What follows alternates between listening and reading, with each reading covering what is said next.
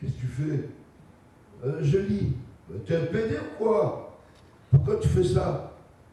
Non, mais c'est pour l'école. Mais qu'est-ce qu'on s'en fout de l'école? Tu veux des bonnes notes, c'est ça? Non, non. T'as qu'à y dire à tes profs qu'on n'est pas des PD. D'accord. D'accord. T'es français, c'est ça? Non. Et ça, c'est quoi? Voyons, il m'a arraché le livre des mains, a lu Une vie de Maupassant. C'est un PD lui aussi? Non, c'est pas un PD. Mais c'est quoi alors? Un écrivain. Ben c'est ça, c'est un PD. Ça a été quoi le détonateur, toi, dans ta vie? Justement, il y a pareil, une scène assez incroyable où tu t'expliques que ton défi, c'est d'ouvrir un livre plus de 2 minutes au cœur de la cité. Ça a été quoi le détonateur? À mon avis, c'est beaucoup de choses. Bon, c'est des rencontres en fait. Et après, je dirais que moi j'ai vite compris l'immense chagrin de ma mère.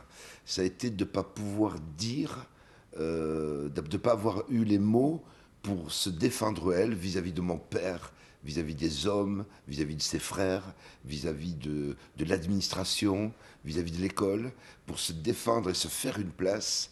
Et puis après, la peine qu'elle a eue pour nous défendre, nous, vis-à-vis de la société. Et donc j'ai compris qu'il fallait que j'ai cette arme-là pour me sauver moi et pour la venger elle. Et quand elle a compris que j'avais des armes, elle m'a pris comme l'épée d'Excalibur et je suis devenu son épée. Viens, on va au bureau des immigrés à la préfecture. Elle sort l'épée, moi, vas-y, fracasse. Et j'y allais pour dénoncer le racisme, l'injustice, l'égoïsme, la froideur de l'administration.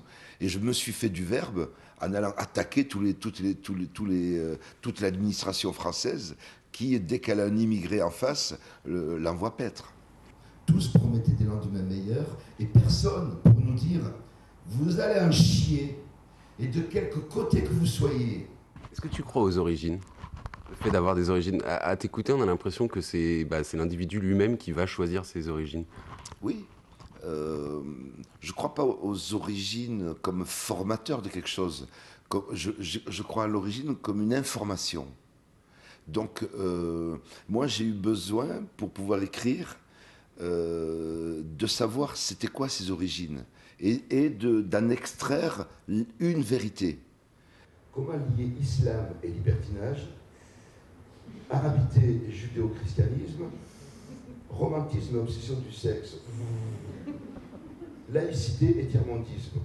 Bordel, pas la moindre réponse à l'horizon. User des quêtes sans Graal, moi j'aimais pousser l'idée qu'on était gaulois, pur sucre et point à la ligne. Ça simplifiait tout. Et j'ai compris que j'étais pas berbère, que j'étais pas arabe, pas forcément français. Alors, je vous dis pas, le jour où je me suis dit t'es trop français, ça devient intéressant, quoi. Qu'est-ce que ça veut dire? Est-ce que les Français, dits français, se disent à un moment donné je suis trop français? Non. Donc il y a quelque chose de pas normal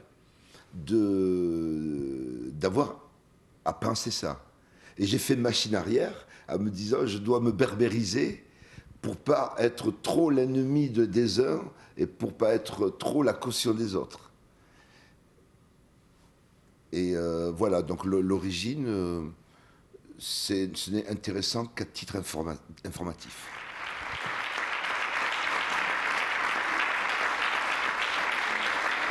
Alors, on me dit s'il y a la possibilité d'une petite discussion, je ne sais plus où on allait du timing. C'est quelque chose que tu fais souvent, là, des lectures comme ça. Il y a un monsieur qui t'a posé la question à la fin, enfin qui n'a pas posé la question, mais qui a fait cette remarque que je trouvais assez juste, c'est que on devrait t'étudier dans les collèges. Je le fais de temps à autre, je le fais pas beaucoup parce que je n'ai pas la disponibilité, mais ça tu le diras à personne, mais évidemment que j'écris dans cette idée-là de l'utilité, qu'on se serve d'un éclairage qui est le mien